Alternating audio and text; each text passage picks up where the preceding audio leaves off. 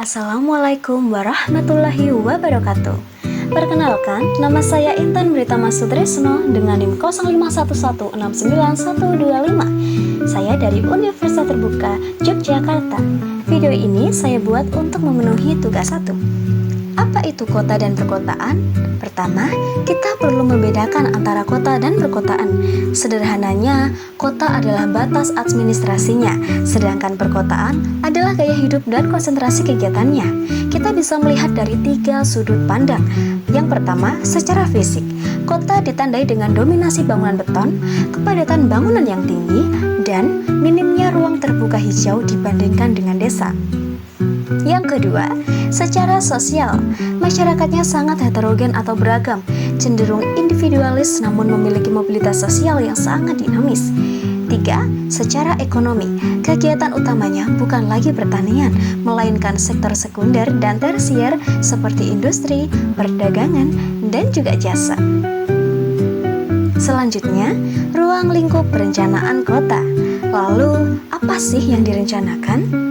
Perencanaan kota itu tidak cuma soal menggambar jalan, lingkupnya luas, mulai dari tata guna lahan, menentukan di mana kita tinggal atau bekerja, lalu sistem transportasi, menyediakan infrastruktur dasar seperti air bersih dan limbah, hingga aspek lingkungan dan estetika kota agar tetap layak dihuni bagi generasi mendatang.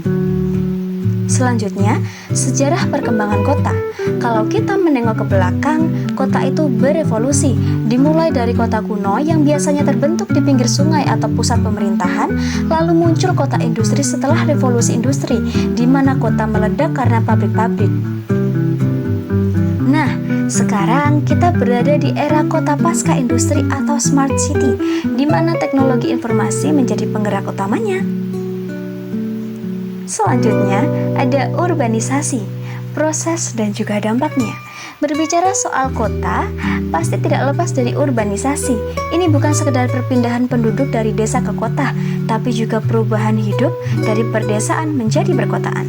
Prosesnya didorong oleh penarik atau peluang kerja di kota, dan faktor pendorong, kurangnya fasilitas di desa. Dampaknya ada 2 sisi. Sisi positifnya adalah pertumbuhan ekonomi.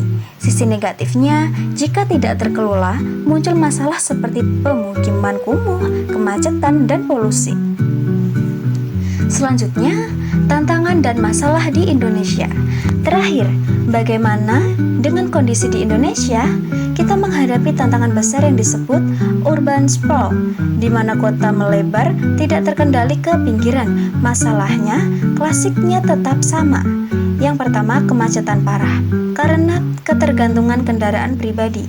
Yang kedua, backlog hunian, di mana harga rumah di kota tidak terjangkau oleh para pekerja muda. Yang ketiga, kerentanan bencana seperti banjir tahunan di kota-kota besar. Tantangannya, kita ke depan adalah bagaimana mewujudkan kota yang berkelanjutan, tidak hanya maju secara ekonomi, tapi juga nyaman bagi manusianya.